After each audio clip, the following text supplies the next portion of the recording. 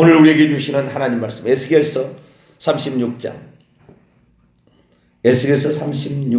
16절에서 25절까지 말씀입니다. 에스겔서 36장 16절에서 25절까지 말씀. 구약 1208쪽입니다.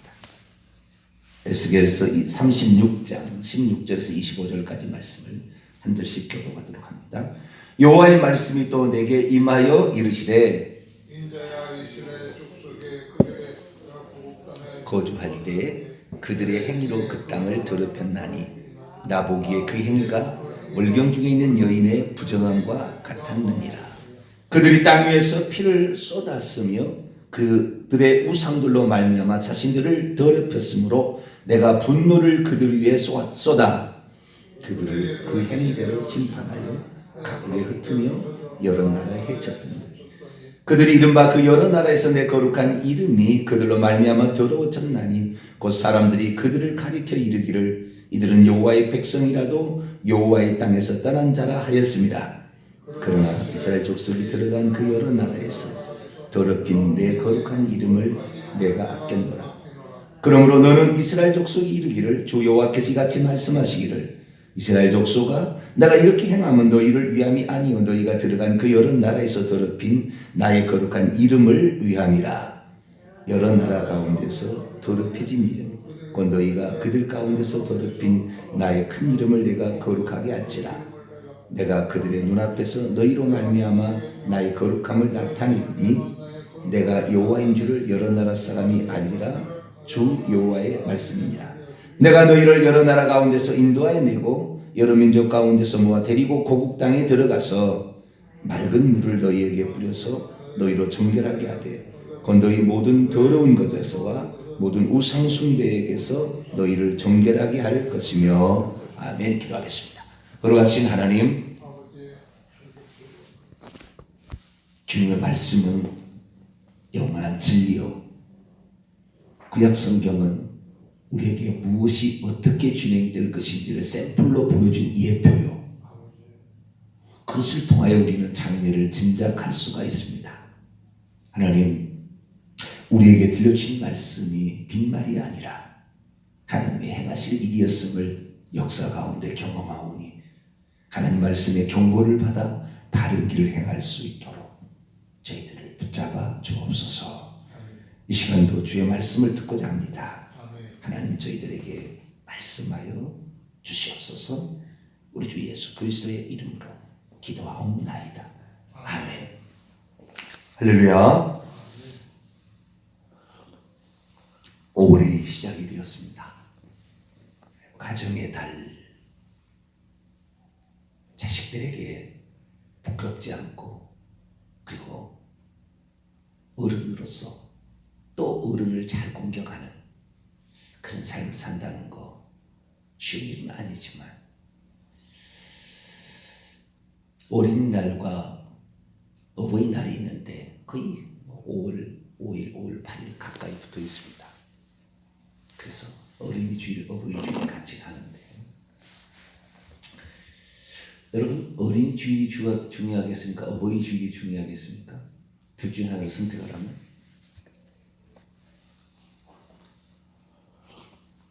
당연 어버이 주일입니다. 10계명에 어린이 주일에 관한 말씀은 없습니다. 우리는 10계명이 모든 도덕의 표준으로 알아야 합니다. 그래서 내 부모를 공경하라 이것이 10계명의 인간 계명의 첫 번째 계명입니다. 하나님 계명의 첫 번째 계명은 나 외에 다른 신을 내게 두지 말라. 내게 있게 하지 말라. 이 둘 다 영적인 부모와 육적인 부모를 공경하라는 얘기죠.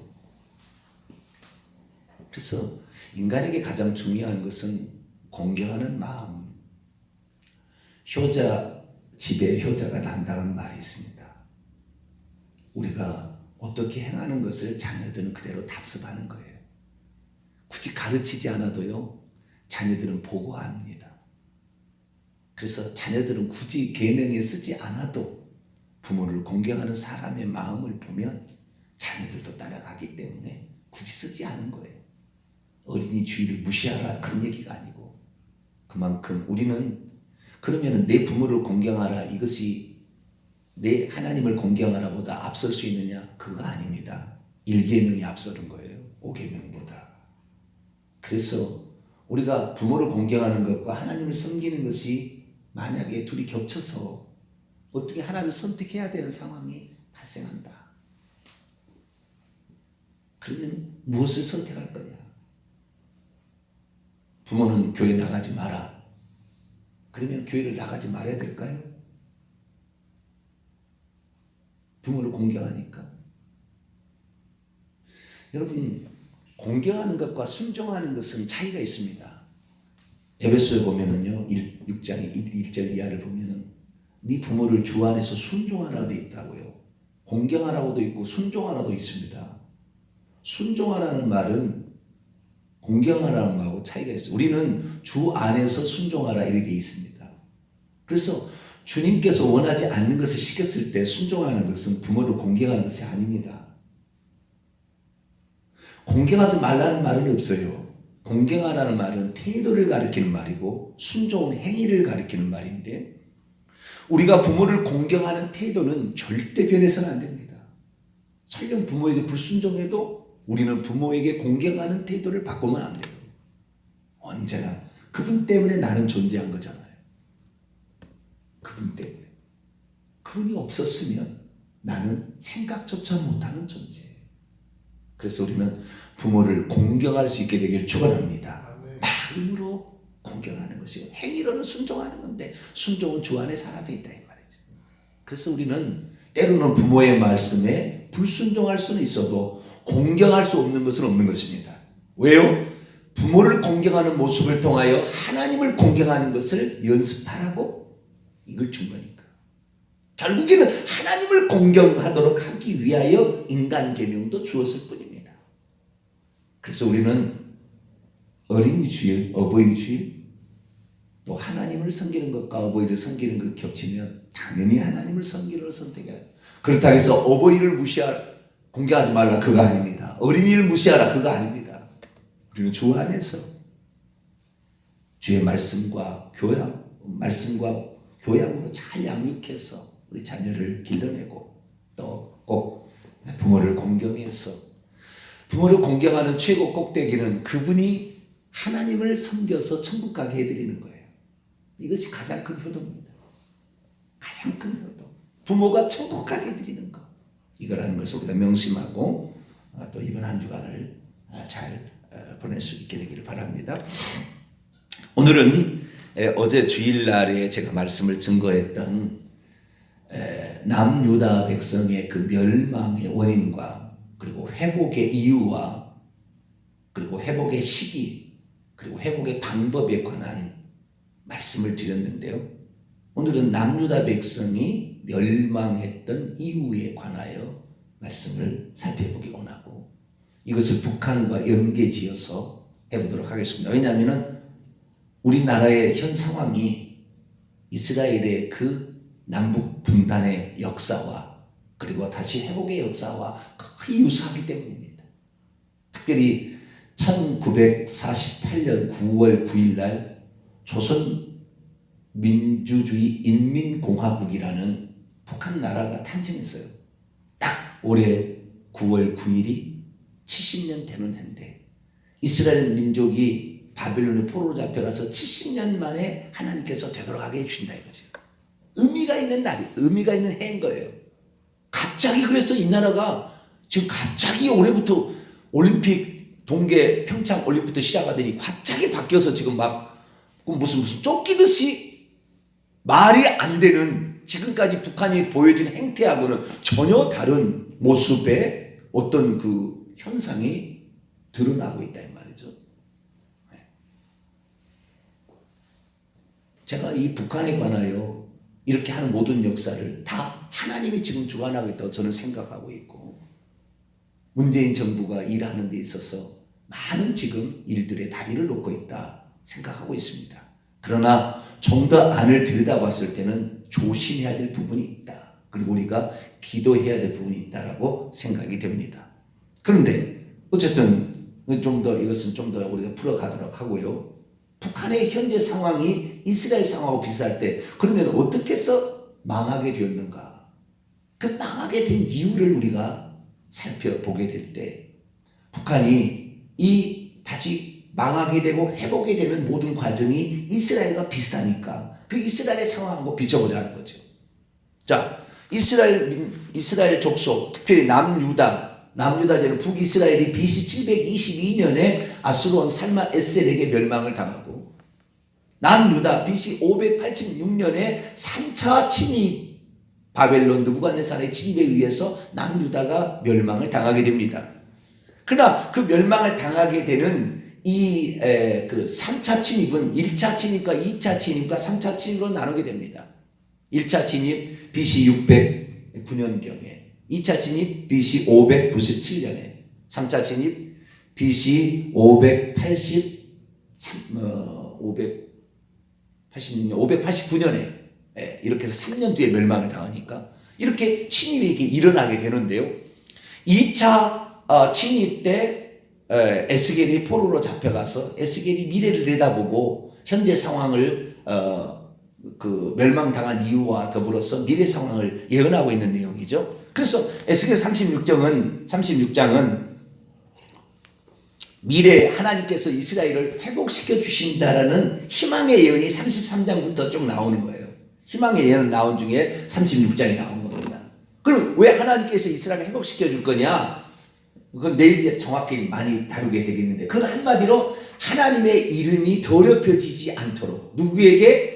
이스라엘 민족에게 우선 더럽히지 않고 둘째 이방 민족에게 하나님의 이름이 더럽히지 않도록 하기 위해서 당신의 거룩함, 당신의 살아계심을 드러내기 위해서 하나님은 이스라엘 민족이 아무런 의로운 일을 한 것이 없어도 하나님이 회복시켜 주신다고 했다는 거예요. 그러면 그 회복시켜 주실 때에 분명히 그들이 잘못해서 뭔가를 하나님께서 징계를 내린 게 있으니까 회복을 시켜주겠죠. 무슨 죄를 지었길래 하나님께서는 징계를 내리고 진노를 내렸을까? 그 부분이죠. 오늘날 북한이 저렇게 하나님의 징계를 받아가지고 70년 동안을 말할 수 없는 고통 가운데 특히 믿는 이들은 상상할 수 없는 고통 가운데 이렇게 지내왔습니다. 북한 인구가 얼마였는지 정확히 제가 잘 모르겠지만 지금은 2,600만 정도 됩니다. 2,500에서 600만 가까이 이렇게 됩니다. 그런데 당시 인구를 보게 되면 이 해방 그게 1945년 전후에 북한의 예수 믿는 인구가 한 50만 명 이상 되었다고 그래요. 그런데 벌써 이 1950년도에 들어갈 때는 남아있는 인구가 기독교인이 12만 명밖에 안 남았어요. 그러다가 61년에는 씨가 말라버렸어요. 아예 없어져 버렸다는 거예요. 공식적인 통계가 그렇게 나와요. 그럼 왜 이렇게 되었을까? 하나님께서는 북한에 그 믿는 자들에게 이런 고통을 왜 허락하셨을까? 하나님이 죄 짓지 않은 민족을 하나님께서 죄 짓지 않는 사람을 하나님이 책망할 리가 없거든요. 그러면 하나님께서 어떤 죄를 가장 싫어하시는 것인가? 가만두지 않는 것인가? 이걸 알아야 돼요. 이 죄를 지으면 이런 죄를 짓게 되면 하나님께서 징계를 내린다 이 말이에요. 가장 중요한 두 가지 죄가 있어요. 그래서 우리는 그 두 가지 죄로 북한이 멸망하고 이스라엘도 멸망했구나. 남유다가 그렇게 멸망했구나. 우리 남한도 그렇게 멸망할 수가 있어요. 그래서 우리가 이 두 가지 죄가 뭔지를 잘 알아야 되는 거죠. 먼저 비유로 말씀했고요. 구체적인 사항 두 가지를 얘기합니다. 자, 17절입니다. 인자야 이스라엘 족속이, 여기서 이스라엘 족속은 남유다를 가리키는 거예요. 지금은 북이스라엘은 이미 멸망을 당했고 남유다인데 이스라엘 족속이 그들의 고국 땅에 거주할 때에 지금 이미 포로로 지금 잡혀왔어요. 아시겠죠? 지금 바벨론에 완 지 1년 뒤입니다. BC 586년이 585년의 지금 상황입니다. 그래서 포로로 잡혀온 1년 뒤니까 지금 바벨론에 있는 포로로 잡혀온 이스라엘 백성, 남유다 백성에게 하는 얘기죠. 인자야 이스라엘 족속이 그들의 고국 땅에 거주할 때에 그들의 행위로 그 땅을 더럽혔기 때문이다. 이거예요. 그래서 내가 그들을 그 땅에 토하여 내버리고 그 땅에 삼켜서 죽여버리고 그 땅에 기근을 보내서 살 수 없게끔 황폐화시켜버렸다 내가. 이제 그런 거죠. 더럽혔나니 나 보기에 그들의 행위가 어떤 거냐면 월경 중에 있는 여인의 부정함과 같다. 참 표현이 어떤 상태에 있는지를 말해줘. 월경 중에 있는 여인은 어떤 행위를 해도 부정해요. 그 여자가 심지어 율법에 의하면 그 여자가 앉은 자리도 더럽다고 그랬습니다. 그 여자가 앉아있는 자리도 더럽다. 이것은 의식적인 부정입니다. 뭐 여자가 월경한다고 부정한다는 것이 아니고, 이건 구약의 모든 것은 예표 아시겠죠? 어떤 예표입니다. 그런데 이 여자가 앉고 일어선 자리도 더럽다고 그랬어요. 그러니까 얼마나 지금 남유다가 더러운 삶을 살고 있는지, 하는 모든 행위가 다 냄새나는 더러운 행위를 하고 있다는 거예요. 이게 표현을 그렇게 한 거예요, 하나님께서. 어디에 있든지 간에 그가 가는, 여자는 월경 중에는 제 성전도 못 가게 돼 있어요. 왜냐하면 더럽혀지니까 그것 때문에. 그래서 옛날에 우리 이제 지금 우리 교단 아닌 우리 통합측은 아는 다른 교단에서는 여자가 강대상에 못 올라가게 합니다. 여자를 강대상. 어떻게 불결한 여자가 올라가냐 이거예요. 쉽게 말해서 여기 율법대로. 그렇게 하면 적용하면 안 돼요. 그건 의식적인 부정은 구약시대에 한 것이지 지금도 그런 시대가 아닌데, 하나님께서 그걸 이미 끝냈는데, 의식적인 부정, 의식법은 끝냈잖아요. 그런데 지금도 어떻게 여자가 목사가 되냐고, 어떻게 여자가 강대상에 올라가냐고 이렇게 하는 그런 교단이 있어요. 물론 뭐 성경 말씀대로 지키겠다 그러는데, 그럼 구약시대로 돌아가셔야죠. 그러면 구약시대로. 그건 저는 옳지 않다고 봅니다. 의식적인 부정이에요. 의식적인 부정. 어쨌든 상태를 하나님께서 장차 어떤 상태를 표현하기 위해서 그렇게 말하는 거예요. 그런데 이런 부정한 것 같은데 그 내용이 뭐냐? 18절에 두 가지 죄로 표현이 되고 있다는 거죠. 그래서 19절에 그들의 행위대로 심판하여서 각국에 다 흩어버렸고 해쳐버렸다. 아예 그 땅에서 토하여버리게 하든지, 그 땅에 집어삼켜서 피를 흘려서 이렇게 해서 했든지, 이렇게 만들었다는 거죠. 그 죄가 무엇입니까? 18절 읽습니다. 시작. 그들이 땅 위에 피를 쏟았으며 그들의 우상들로 말미암아 자신을 더럽혔으므로 내가 분노를 그들 위에 쏟아. 하나님께서 분노를 쏟아서 남유다를 멸망받도록 허락한 이유는 두 가지라는 거죠. 땅 위에 피를 쏟았다.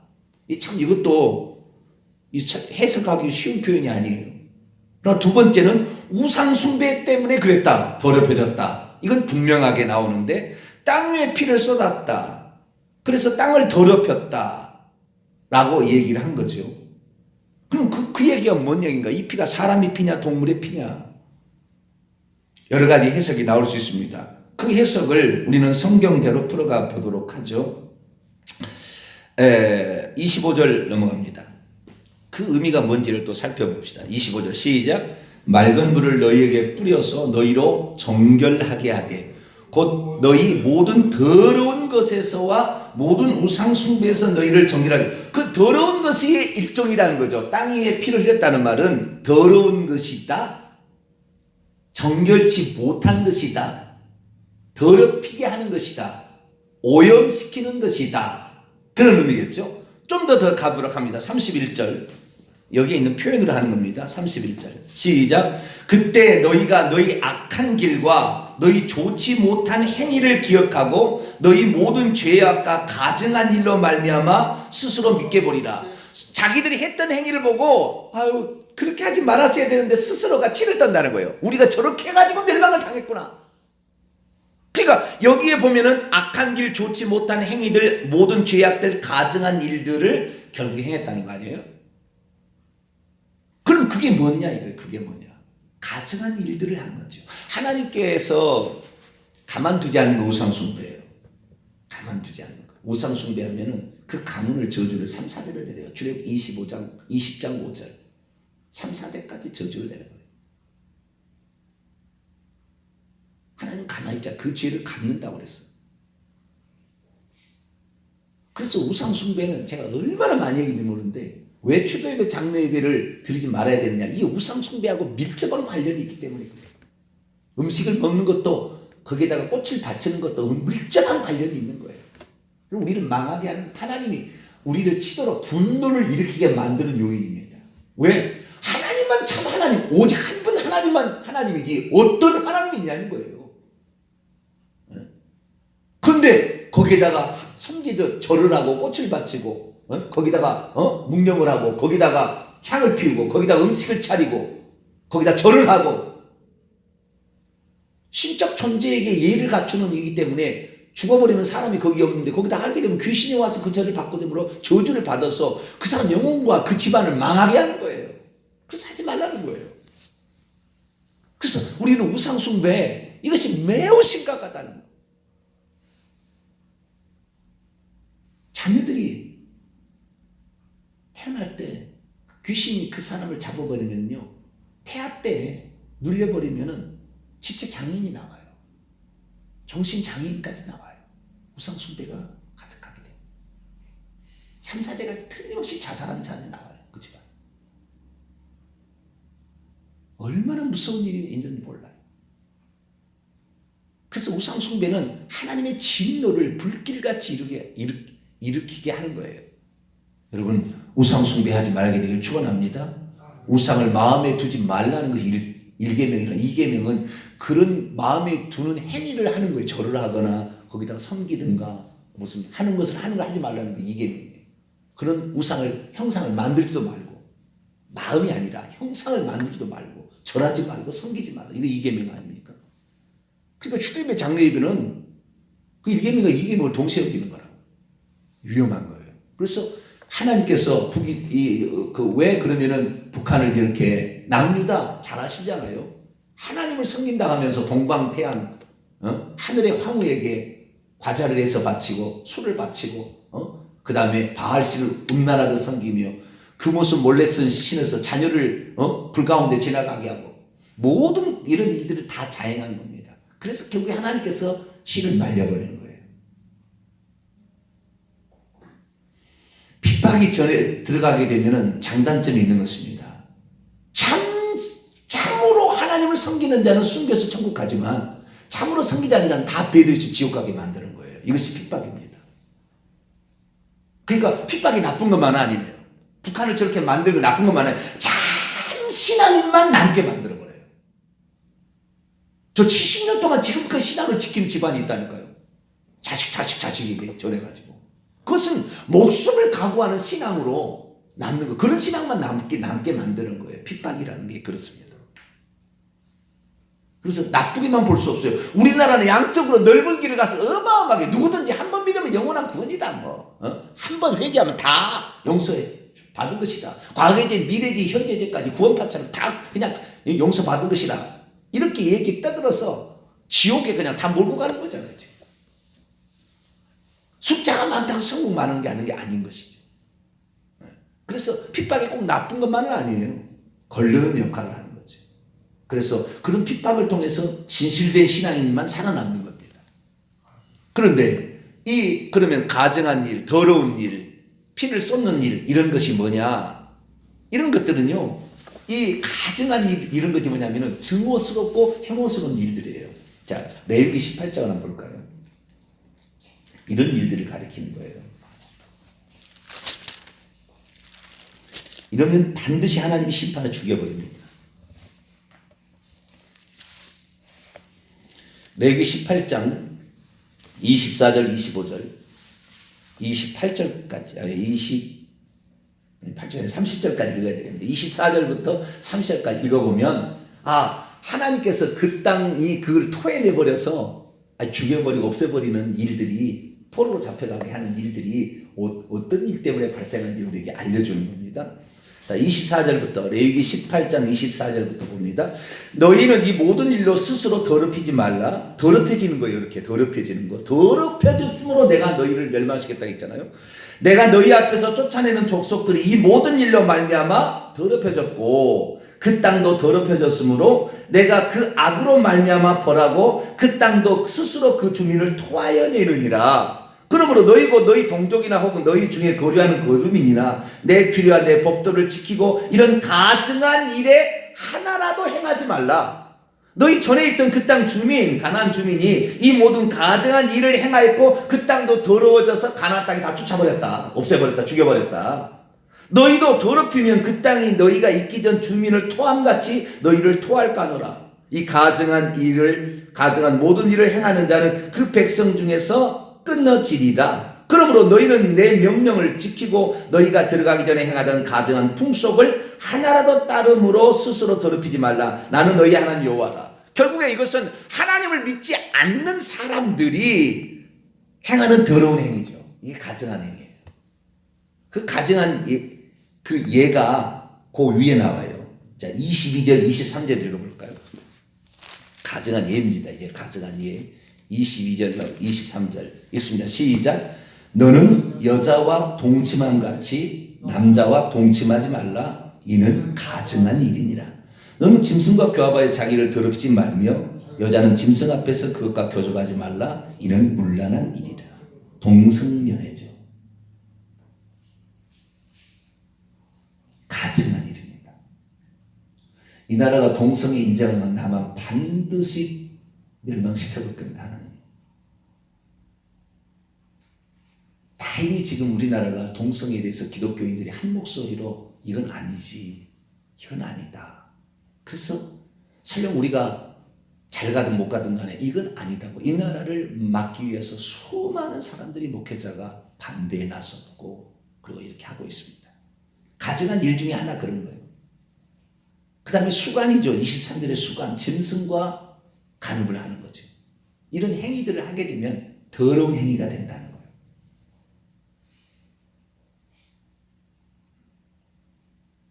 그런데 이런 행위만을 말하는 건 아닙니다. 21절도 가볼까요? 21절. 이런 것들 중에 하나라도 행하지 말라 그런 거잖아요. 21절 시작. 너는 결탄코 자녀를 몰래에게 주어 불로 통과하게 하므로 내 하나님의 이름을 욕되게 하지 말라. 나는 여호와니라. 이게 뭐예요? 자기 자녀를 불살라서 자기 잘 되려고 자기 자녀를 몰렉신에게 불살라서 바치는 거예요. 또 더 올라가 볼까요? 19절에서 20절 보세요. 왜 피를 불경한 여인의 그 피 흘림과 같다 더럽힘을 그렇게 표현하는 거예요. 여기 나와요. 있습니다. 시작. 너는 여인이 월경으로 불결할 동안에 그에게 가까이하여 그의 하차를 범하지 말지니라. 너는 내 이웃의 아내와 동침하여 설정함으로 그 여자와 함께 자기를 더럽히지 말라. 수많은 더럽히는 일이 나오는데요. 수많은 더럽힌 야인데 인간적으로 도덕적으로 말이 안 되는 더러운 행위를 하지 말란 말이에요. 북한이요. 여자들 성폭행 말할 수가 없어요. 말할 수가. 80만 명이 이 북한의 기근을 배고파서 중국으로 도망쳤다가 붙잡혀 들어가는 사람하고 다시 들어가다가 한 80만 명이 또 들어갔어요. 그런데 그 중에 여자는요. 그 보위부에 한번 끌려가게 되면은 윤간으로 남자들에게 윤간을 당해서 여자가 아니게 돼버려요. 소변을 볼 수 없을 정도로 만들어버려요.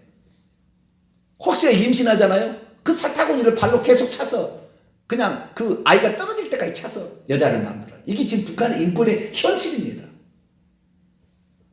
도저히 상상할 수 없는 그런 이야기들이 북한에서 여자가 그렇게 인권을 위린당하고 있어.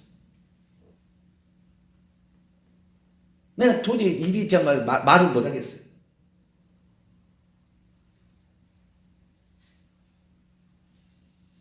그런 나라를 하나님께서 가만두지 않으면 어떡하겠어요? 그래서요, 의를 위해서 하나님의 거룩한 이름을 위해서 북한 반드시 멸망시킬 겁니다. 하나님. 그럼 그 전에는 뭐예요? 우상 숭배. 하나님을 섬긴다 하면서 동방요배라고 하나님을 섬겨요. 1938년 9월 홍택기 총회장 우리 장로교 우리 교단 선배예요. 부비누리니까 그거 해도 된다고. 총회장 그때 총회 서기 총무 부에게 부회로 서기 데리고 가서 북한에서 신도 세례까지 받고 왔습니다. 홍택기 총회장. 이것은 그냥 국민 의식이라고. 그쪽 종교의 세례까지 바꿔왔어요. 그것이 바로 우리 믿음의 조상들의 부끄러운 역사예요. 그것을 하나님께서 가만두시겠냐고요. 그래서 북한에게 그 고난을 허락하신 겁니다. 70년 동안. 우리가 이 세상에 도덕, 윤리를 완전히 깨부시는 그 가증한 행위들을 하지 말아야 돼요. 상상을 초월한 일들이 북한에 일어나고 있어요. 왜 내가 북한에 대해서 지금 평화회담을 하는 데 대해서 조심하고 주의 깊게 봐야 되냐 하는 것이라고 얘기하는 것은, 과거에 반성 없이 미래를 좋게 나가자는 것은 다 거짓말이라는 거예요. 지금까지 보면. 회개 없이 예수 믿으면 천국 간다. 이거 안 되는 거예요. 회개하지 않는데, 과거에 내가 잘못했다고 얘기하지 않는데 어떻게 좋게 나가겠어요? 이빨린 가능성이 매우 많은 거예요. 물론 그러나 모든 과정을 하나님 들어 쓰셔서 결국에 하나님께서는 이 민족의 자유와 해방과 기쁨을 주실 줄 나는 믿고 있지만, 단 한마디의 과거의 반성이 없어요. 북한 이번에 판문점 회담 얘기 들어보세요. 회담 자체를 이끌어냈고 이 회담 자체가 평화적으로 어떻게 한다는 것이 만천하에 공개적으로 드러나는 건 너무 감사한 일이라. 왜? 모든 민족이 다 보게 했으니까. 돌이킬 수 없도록 하나님이 딱 도장을 찍어버린 거예요. 이제 남북 간의 평화는 올게 될 것이다. 내가 만들겠다고 하나님이 온 세계에 생중계를 해버린 거예요. 돌이킬 수 없어요, 북한도 이제. 왜? 그걸 만약에 하지 않으면은 세상에 가장 거짓말하는 북한이라고 낙인 찍고 세상이 다 조롱할 거니까. 어느 누구도 북한을 안 도와줄 거니까. 그래서 과거에 자신의 잘못을 시인하지 아니하거나 반성하지 않는 미래의 발전적인 존재하지 않는 것입니다. 우리가 예수만 믿으면 천국 간다. 과거의 죄를 반성하지 인정하지 아니하고 죄가 잘못됐으면 회개하지 않고 예수만 믿으면 천국 간다. 아니듯이, 그거 아니듯이 죄를 미워하고 죄하고 싸워서 결국에 이겨야 돼야 우리가 천국 가듯이, 아니면 회개라도 해서 죄를 없애야 되듯이, 단 한 번의 과거에 있었던 일을 반성했냐고요. 이번에 올해 1월 달에 동계올림픽 되기 전까지 얼마나 남측에 대해서 험담한 말을 그렇게 떠들어 왔냐고요. 물론 그들이 평화적으로 하겠다고 직접 결단하고 내려온 것은 높이 살 일이지만, 그러나 아직까지 지켜봐야 되는 거예요. 왜? 그들이 사과 한마디 안 했습니다. 제1, 제2 천안함 연평도 포격 사건, 이 나라의 영토를 지 마음대로 포탄을, 어디 영토를 함부로 우리나라에 쳐왔어요. 그때 없애버렸어야 돼요. 나는 북한을 그렇게 봅니다. 어떻게 함부로 그렇게 합니까? 이 나라의 국방부 장관이고 다 잘못한 거예요. 이 나라의 국민 한 사람의 생존을 사랑하고 아낄 줄 아는 대통령과 그리고 국방부 장관, 그런 사람들이 돼야 되는 거예요. 우리가 어차피 살다 한 번 산다 한 번 가는 것인데, 나라를 그만큼 사랑하는 아끼는 마음이 있어야 되는데 아쉬움이 있어요. 지나간 과거지만 아쉬움이 있습니다. 우리의 삶에 있어서 우리가 신앙을 이렇게 이런 태도를 갖듯이 내 신앙을 지키는 것도 지조 있게, 오직 나는 한 분 하나님, 그분만 나는 의지하고 사랑합니다. 그렇게 우리가 살아오는 말미암아 하나님의 진노와 징계의 대상이 되지 말고 하나님 사랑받는 그런 저와 이런 되시기를 바랍니다. 기도하겠습니다. 걸어가신 하나님, 어떤 민족, 어떤 사람을 하나님 심판하는 것인가? 더러운 일, 가증한 일, 우상숭배 일들이 그 죄악인 것을 보게 됩니다. 하나님, 우리에게 행여라도 이런 것이 이 민족과 나라와 개인 가운데 일어나지 않도록 우리 자신을 잘 보존해 갈 수 있도록 도와주시고, 죄를 지었다면 즉시 회개하여서 하나님의 진노를 받지 않는 개인과 민족이 되게 해 주옵소서. 우리 주 예수 그리스도의 이름으로 기도하옵나이다. 아멘. 하늘에 계신 우리 아버지, 아버지 이름을 거룩하게 하시며 아버지 나라가 오게 하시며 아버지 뜻이 하늘에서 같이 땅에서도 이루어지게 하소서. 오늘 우리에게 일용할 양식을 주시고 우리가 우리에게 잘못한 사람을 용서해 준 것 같이 우리 죄를 용서하여 주시고 우리를 시험에 빠지지 않게 하시고 악에서 구하소서. 나라와 권능과 영광이 영원히 아버지의 것입니다. 아멘.